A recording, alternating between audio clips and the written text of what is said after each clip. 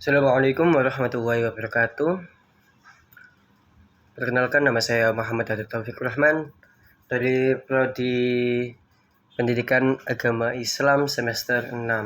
Di sini saya mau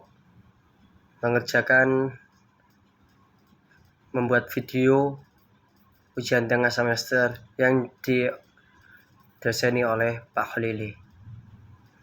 Yang pertama, dalam Islam, dasar penetapan hukum adalah Al-Quran dan hadis, ajaran dan tindakan Nabi Muhammad SAW.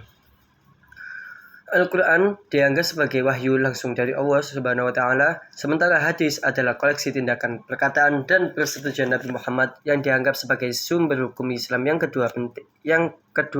penting. Dalam beberapa kasus, istimbat penarikan hukum juga digunakan di mana prinsip-prinsip umum di dalam Al-Quran dan hadis diterapkan untuk memecahkan masalah yang tidak dijelaskan secara spesifik. Di sisi lain, dalam hukum positif barat, dasar penetapan hukum adalah undang-undang yang dibuat oleh badan legislatif seperti parlemen atau kongres. Hukum positif barat berakar pada prinsip-prinsip pemisahan kekuasaan antara badan eksekutif, legislatif, dan yudikatif. Undang-undang biasanya diterapkan melalui proses legislasi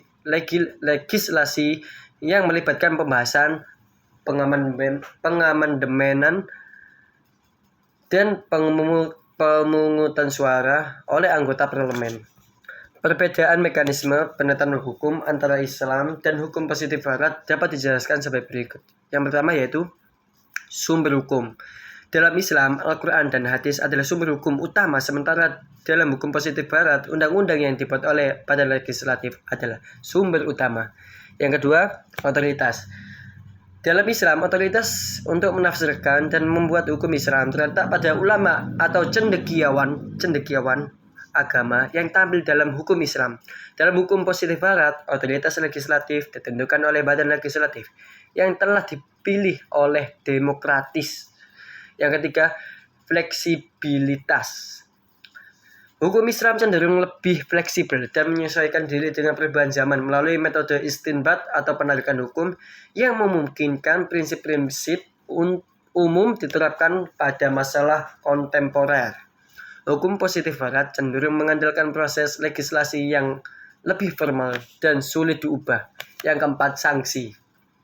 Dalam Islam, pelanggaran hukum Islam dapat dikenai sanksi baik di dunia maupun di akhirat. Sementara hukum positif barat cenderung berfokus pada sanksi dunia ini, seperti denda atau hukuman penjara.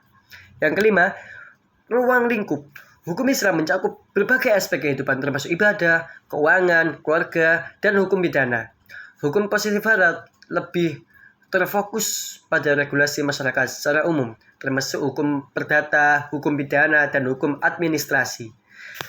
Perbedaan ini mencerminkan perbedaan filosofi, prinsip, dan pendekatan dalam penetapan hukum antara Islam dan hukum positif barat.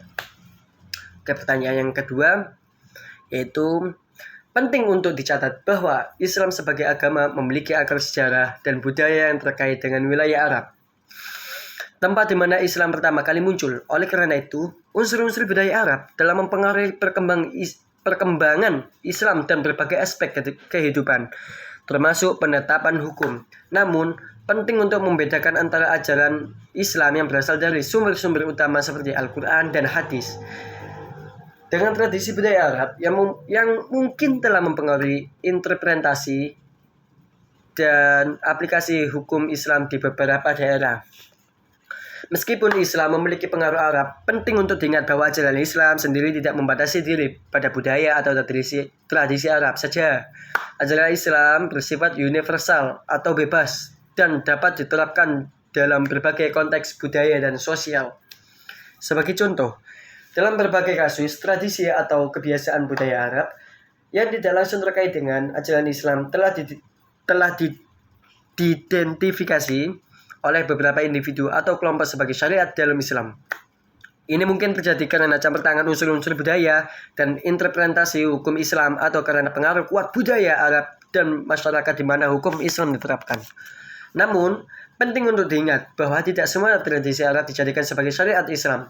Terdapat perbedaan pendapat di kalangan ulama dan cendekiawan Islam tentang bagaimana membedakan antara ajaran agama Islam yang murni dan tradisi budaya mungkin yang mempengaruhinya. Sebagai prinsip umum, dalam menetapkan hukum dalam Islam, penting untuk merujuk pada sumber-sumber utama Islam, yaitu Al-Quran dan Hadis, dan mengikuti metode interpretasi yang diakui oleh para ulama terkemuka dalam tradisi hukum Islam. Ini membantu memastikan bahwa hukum Islam didasarkan pada ajaran agama yang murni, bukan hanya pada tradisi budaya tertentu. Penting untuk menghormati keanekaragaman budaya dan menyadari perbedaan antara ajaran Islam dan praktik budaya tertentu. Dalam banyak masyarakat muslim di seluruh dunia, praktik interpretasi hukum Islam juga dipengaruhi oleh budaya lokal yang bukan berasal dari tradisi Arab. Sekian dari saya. Apabila ada salah ucap maupun kata, mohon dimaafkan karena pikiran saya kurang mood, kurang baik. Sekian, assalamualaikum warahmatullahi wabarakatuh.